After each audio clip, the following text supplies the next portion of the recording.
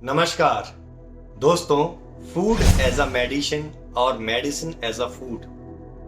यदि आप भोजन को दवा की तरह खाते हैं तो आपको दवाइयों को भोजन की तरह खाने की आवश्यकता नहीं पड़ेगी। इस वीडियो के माध्यम से मैं आज आपके उन डाउट्स को क्लियर करने जा रहा हूं जो डाउट माइंड में आज के कल्चर में बसा के रखे हैं आपके ब्रेन के अंदर। यदि गलत खाने पीने से आप बीमार हो सकते हो तो सही खाने पीने से आप ठीक क्यों नहीं हो सकते हैं। आयुर्वेद में एक कंसेप्ट चलता है, हम आयुर्वेद में चरक संहिता के अंदर उसको देखते हैं कि कई प्रकार के फूड आइटम्स लिखे हैं और उन फूड आइटम्स के सामने उनके गुण और धर्म लिखे हुए, उनकी क्वालिटीज एंड प्रॉपर्टीज लिखी हुई हैं। उन्हीं क्वालिटी और प्रॉपर्टी को हम आपकी डाइट में इंक्लूड कराते हैं और वहीं से रिजल्ट लेते हैं। जस्ट एग्जाम्पल के लिए मैं आपको बता दूं कि आपका कोलेस्ट्रॉल प्रोफाइल बढ़ा हुआ है, आपका एलडीएल बहुत ज्यादा बढ़ा हुआ है, आपका ट्राइग्लिसराइड बहुत ज्यादा बढ़ा हुआ है। आपको डॉक्टर्स क्या प्रिस्क्राइब करते हैं? आपको डॉक्टर्स प्रिस्क्राइब करते हैं एस्पिरिन, इको एस्पिरिन या कोई सी भी ऐसी मेडिसिन जो आपकी ब्लड थिनर होती है, ब्लड को पतला करने वाली। बट क्या एक्चुअल में उससे कोलेस्ट्रॉल डाउन जाता है? कोलेस्ट्रॉल का मेटाबॉलिज्म अच्छा होता है? नहीं। लेकिन यहीं पर आपने कई लोगों से सुना होगा कि लहसुन खाना स्टार्ट कर दीजिए, कोलेस्ट्रॉल डाउन हो जाएगा। कई लोगों से आपने सुना होगा नींबू का पानी, गुनगुना पानी आप पीना स्टार्ट कर दीजिए, कोलेस्ट्रॉल डाउन हो जाएगा। डेफिनेटली डाउन होता है। तो क्या लहसुन आपके फूड आइटम में नहीं आता है? क्या नींबू आपके फूड आइटम में नहीं आता है? आपको कहा जाता है कि आपकी बॉडी में हेमोग्लोबिन काउंट कम हो गया है, आयरन की मात्रा कम हो गई है, खून की मात्रा कम हो गई है, तो आपसे बोला जाता है ना हरी पत्तेदार सब्जियां खाइए। आपसे बोला जाता है ना कि चुकंदर को खाना है, आपसे बोला जाता है ना कि अनार को खाना है। जरा सोचिए, आप एक लंबे समय तक के लिए इन हेल्दी डाइट्स को छोड़ दीजिए और आप जंक फूड मटेरियल खाना शुरू कर दीजिए और साथ में सारे मिनरल्स, सारे विटामिन्स, इनकी सारी टैबलेट्स और कैप्सूल रोज कंज्यूम कीजिए और फिर आप उसके बाद अपनी ब्लड रिपोर्ट करवाइए और उसमें आप देखिए क्या अभी भी आपका मेंटेन है आपकी बॉडी के अंदर हीमोग्लोबिन, क्या अभी भी मेंटेन है आपकी बॉडी के अंदर विटामिन्स, क्या अभी भी मेंटेन है सारी बॉडी की फिजियोलॉजिकल जो चीजें जरूरी होती हैं हमारी बॉडी के अंदर काम करने के लिए।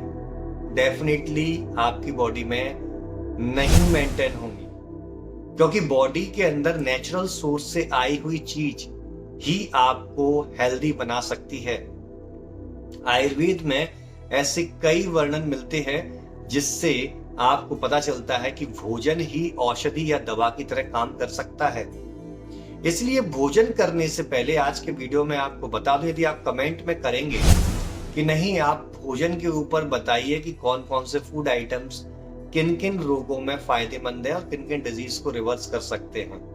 देखिए, एक चाइना स्टडी थी, उस चाइना स्टडी के अंदर ये एक कंसेप्ट दिया गया है कि आप फ्रूट्स और फूड को किस तरीके से खाएंगे। मैं हेल्दी फूड की बात कर रहा हूं, तो आपकी हार्ट डिजीज और आपका डायबिटीज रिवर्स हो सकता है और किया है। वो एक रिसर्च है, बहुत बड़ी रिसर्च है इसकी।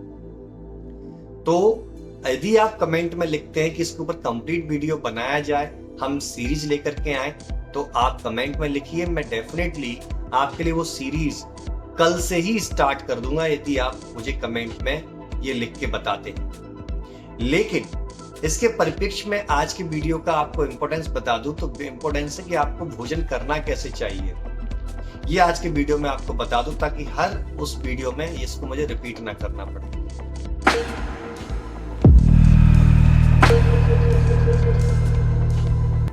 भोजन करने का नियम होता है, सबसे पहले आपको आरामदायक अवस्था में किसी जगह पर बैठ जाना है।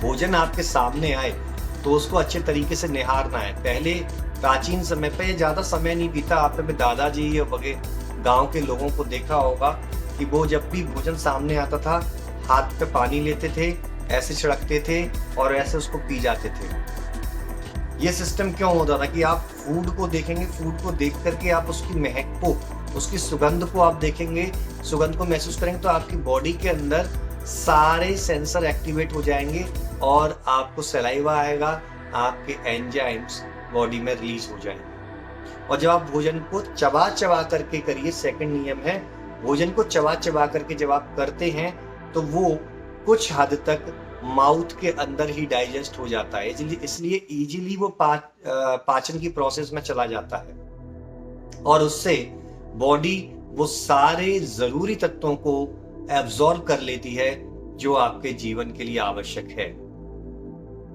भोजन आपको सुबह 10 से 12 बजे के बीच में ही कर लेना चाहिए, उससे लेट नहीं होना चाहिए। आयुर्वेद में बोला गया ये पित्त दोष का काल है और इस समय पर आपकी डाइजेस्टिव फायर बहुत अच्छी होती है, तो इजीली आपका डाइजेशन अच्छा होगा। और जब पाचन अच्छा होगा तो आपका फूड आइटम से कंप्लीट सारा का सारा निचोड़, सारा का सारा जो उसके अंदर ताकत है, जो अच्छे तत्व हैं, वो आपकी बॉडी एब्जॉर्ब कर पाएगी। और सप्त धातु पोषण क्रम के तहत आपके रस, रक्त, मांस, मेद, अस्थि, मज्जा, शुक्र सातों धातुओं की पुष्टि होगी, वो हेल्दी होंगे। शाम को आपको सूर्यास्त से पहले भोजन करना है और यदि सूर्यास्त से पहले भोजन नहीं कर सकते तो आपको उस भोजन को ज्यादा डिले नहीं करना है, 7-8 बजे के बीच में ही कर लीजिए। अब कुछ लोगों की कंप्लेंट होगी, सर हम ऑफिस में रहते हैं, हम 7-8 बजे तो घर पे ही आ पाते हैं, तो उनके लिए मैं एक सलाह दे रहा हूं कि वो दोपहर में 2 या 3 बजे या 4 बजे के आसपास कुछ ऐसी डाइट ले लें जो उनके लिए हेल्दी भी हो, उनके पेट को भर भी दे।